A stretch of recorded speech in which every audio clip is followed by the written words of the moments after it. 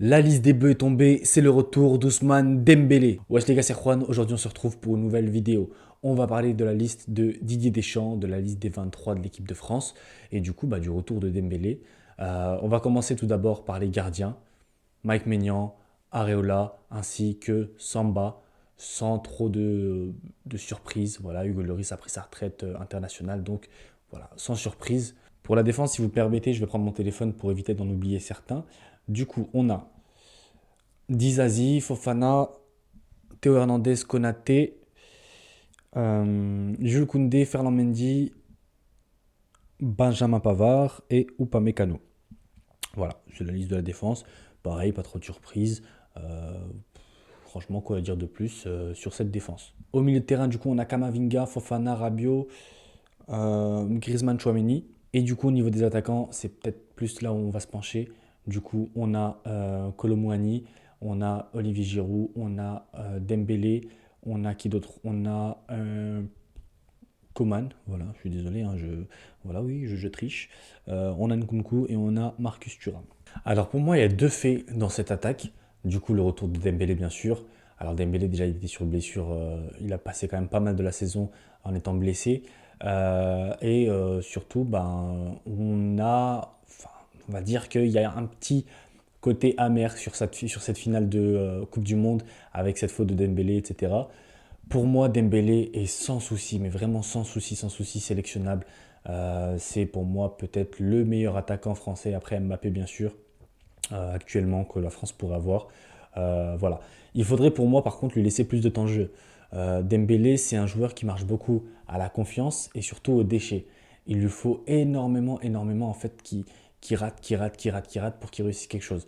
Vous allez dire oui, mais on n'a pas le temps, on n'a pas le temps, on n'a pas le temps. Sauf que je suis désolé, mais pour moi, un Kingsley Coman, c'est quelqu'un qui, au Bayern, effectivement, tente beaucoup, impressionne, etc.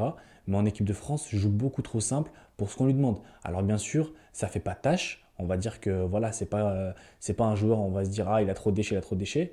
Mais par contre, c'est pas ce qu'on lui demande. Nous, on lui demande de percuter, etc. S'il vient et commence à déborder, à revenir en arrière et faire une passe en retrait, pour moi, c'est pas utile.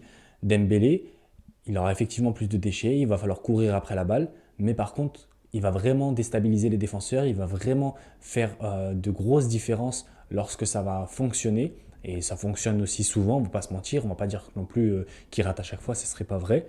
Mais voilà, pour moi, Dembélé, c'est un joueur totalement sélectionnable et du coup sélectionné. Et très très bon choix de Didier Deschamps de ne pas l'avoir écarté, de ne pas l'avoir mis sur le côté, simplement parce qu'il est de retour de blessure, qu'effectivement il n'a pas de un grand nombre de matchs sous le pied depuis qu'il est revenu de blessure, mais ça reste pour moi un titulaire indiscutable en équipe de France lorsqu'il est au top niveau. Et donc voilà, sans souci, Ousmane Dembélé, bienvenue à toi, re-bienvenue, fais-nous rêver, kiffe, c'est la Grèce, c'est le Gibraltar, on n'en a rien à foutre, franchement, fais-toi du bien. Le deuxième fait, on va dire moins glorieux, moins bien, peut-être où il y a plus débat, c'est l'absence de Lacazette. Lacazette, on va dire qu'il est un petit peu boycotté entre guillemets en équipe de France. Bon, même s'il était plus trop au niveau ces dernières années, mais cette fois-ci, pour moi, cette année, il est au niveau. Il aurait pu être sélectionné. Après, toujours la même question, c'est que tu sélectionnes Lacazette, mais tu enlèves qui parmi ceux qui sont là? Bonne question aussi. Franchement, j'ai même pas la réponse. Est-ce que Thuram mérite plus que Lacazette? Je sais pas. Mais voilà, il faut savoir que le dernier match de Lacazette date depuis 2017, qu'il avait mis un doublé en plus. Donc c'est pas non plus une mauvaise prestation.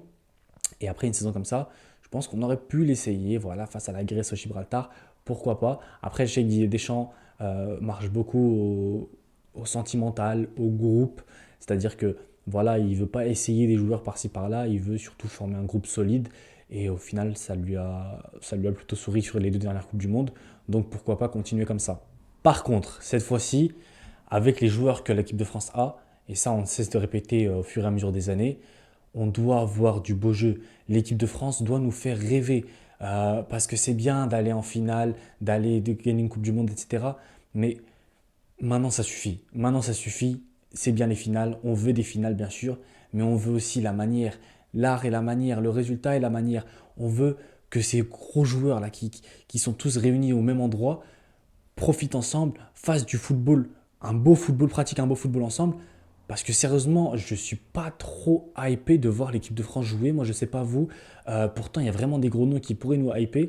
Mais, euh, mais malheureusement, Didier Deschamps n'arrive pas. J'ai l'impression à...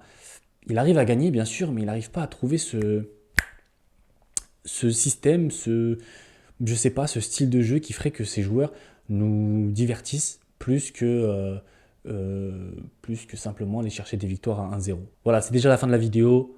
Pas besoin d'aller plus loin, pas besoin de s'étaler trop longtemps. La liste est ok, il n'y a pas d'énormes dingueries. En plus, les matchs, j'ai bugué.